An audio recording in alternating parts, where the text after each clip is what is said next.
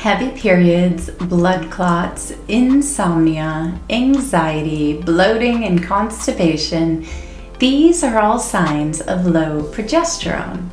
Additionally, this may be the one hormone causing your postpartum insomnia.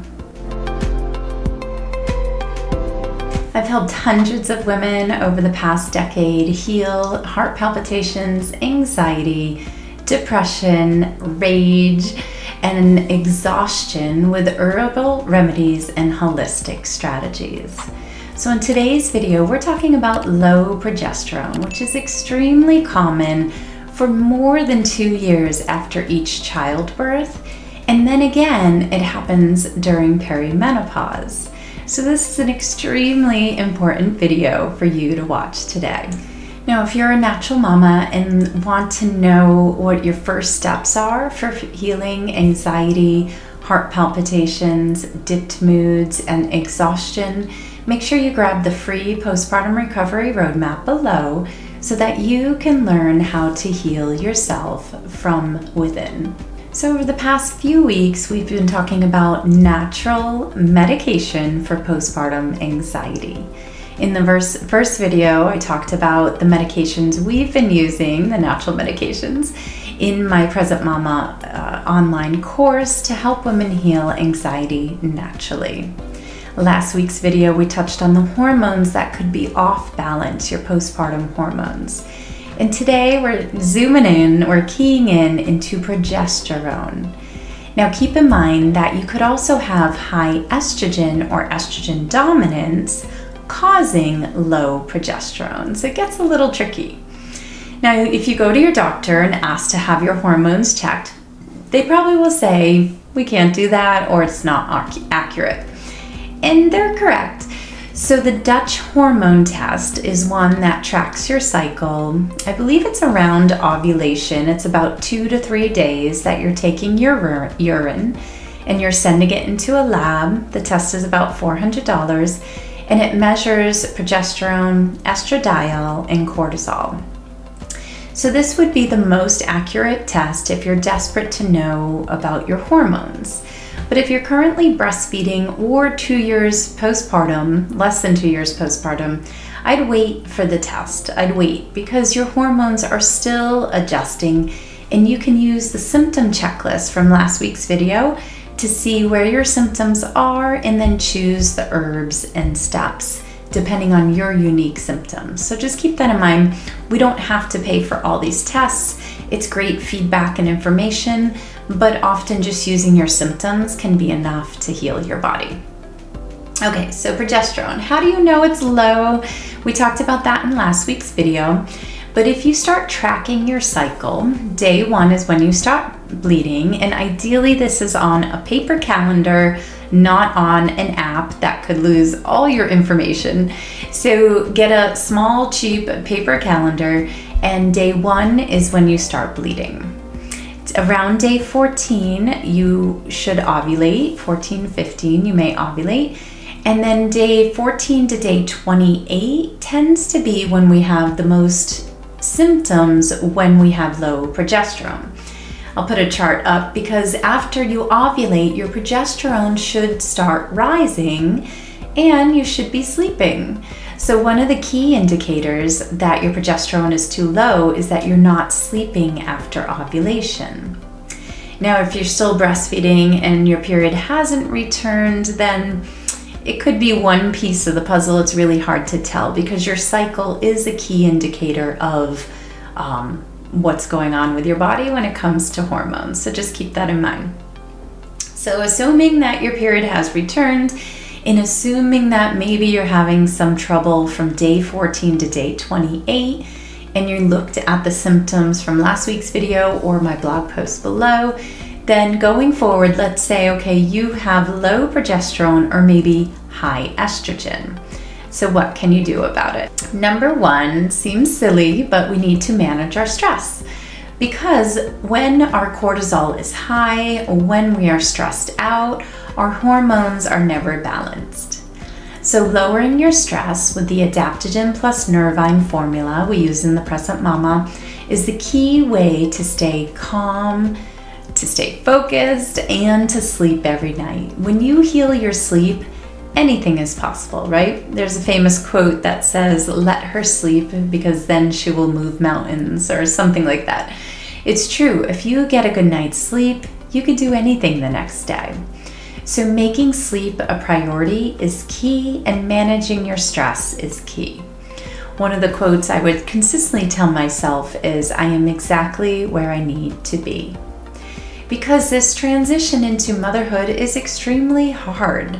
There's a word for it, matrescence. This transfer into motherhood is something we struggle with for so many years. And the challenge of motherhood is so unexpected. And the sleepless nights and the stress and the anxiety over your child's health. So this transition into motherhood is something that we need to work on with your thoughts, but additionally managing your stress with herbs and taking time out for yourself can be extremely helpful in this chaotic time. Number 2, adding a B complex, particularly B6. So B6 helps raise progesterone levels, but you want to be careful of taking B6 on its own because it can affect your nervous system. So taking a B complex is best, and consuming animal proteins is also great because that will help support your progesterone levels. So we're looking for specifically B6, but we don't want to take it on its own, so look for a B complex or a multivitamin with B6 in it. Now, your vitamin D levels. Your vitamin D levels have to be high. Where are your numbers at? Let me know in the comment area below if you had blood drawn.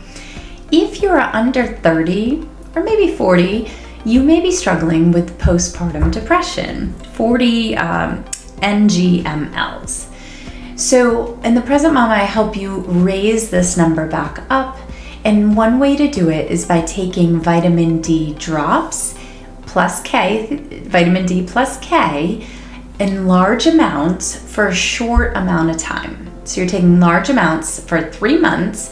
You're trying to get your vitamin D level up to 40, 50. A doctor recently just said 70 to me, which I think is a bit high. I think our goal should be around 50. So NGMLs. So if your vitamin D is low, most likely you're struggling with many symptoms, and this could be the fastest fix to helping your hormones, helping your sleep, helping your depression, is by increasing your vitamin D level. And it just boggles me that our doctors don't share this information with us. Unless it's below maybe 30 or 20, they don't even mention it. So your goal is to raise this up to 50, and that could help you break through depression as well. Eating animal proteins can help progesterone levels. There's amino acids in the proteins, and it also helps balance our blood sugar. So it's a combination of a few things, but eating high quality proteins, I'd say once a day. I say this a lot in my channel and my blog posts, but I would say once a day. If you've lost a lot of blood, maybe twice a day, but elimination is almost more important than how much protein you're consuming. So as long as you're eliminating and you feel good, you could certainly bump it up to twice a day, but once a day with heavier meat and then maybe eggs in the morning, if that works for you, that could be a nice way to incorporate proteins and steady your blood sugar. Number 5, limit processed foods. Now, one of the reasons processed foods may not work for us, well, there's many reasons, but one of the reasons is it has folic acid in many of them. And if you have the MTHFR gene, you've heard me talk about how folic acid is hard for us to process. So just notice how you feel after consuming boxed foods. Do you feel good? Probably not.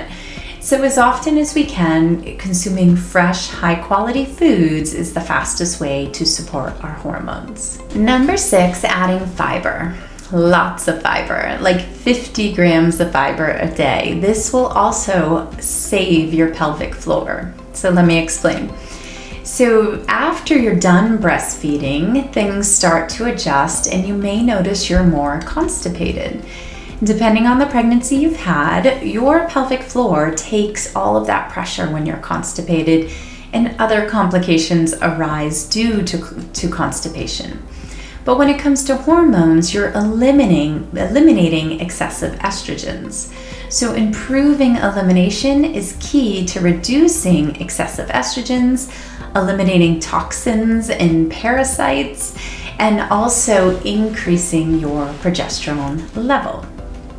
So elimination, let's talk about 50 grams of fiber. What might that look like? That might be oatmeal in the morning with flax seeds, and then quinoa at lunch with cooked vegetables and a kiwi after it.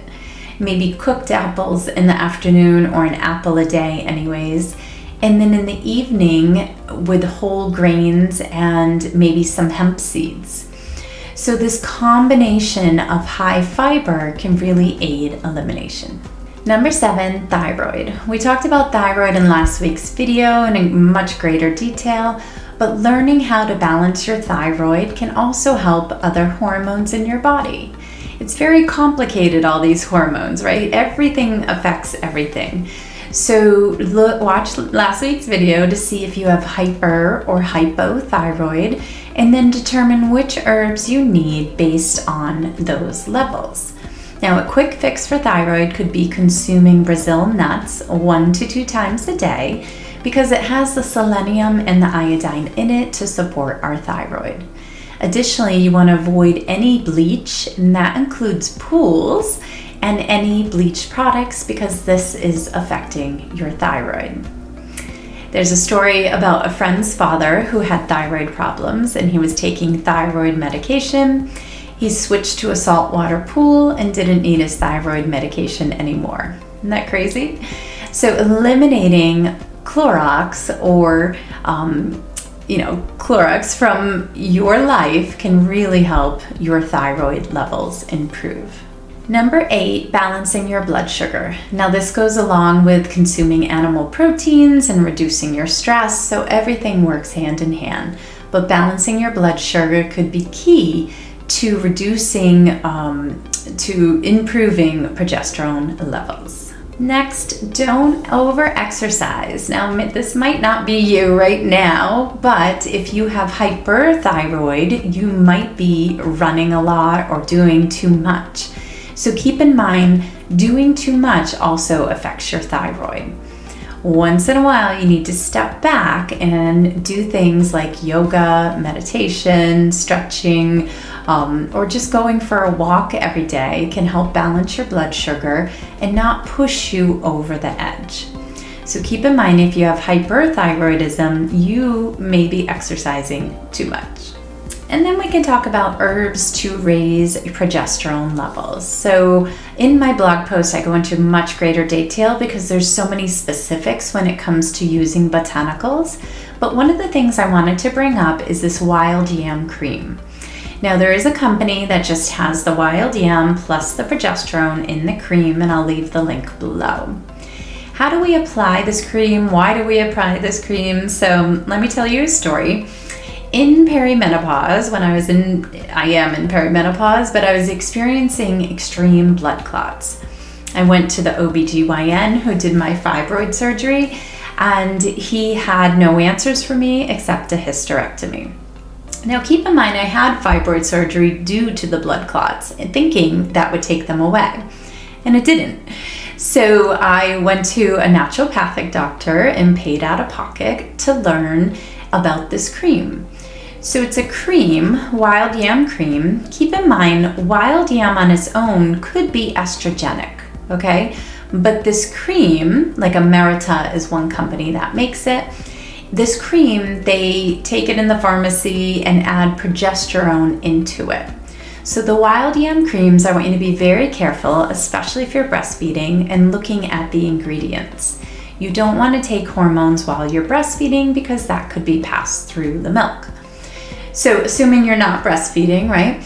We're struggling with anxiety and insomnia. What you could do is apply this cream from day 14 to day 28.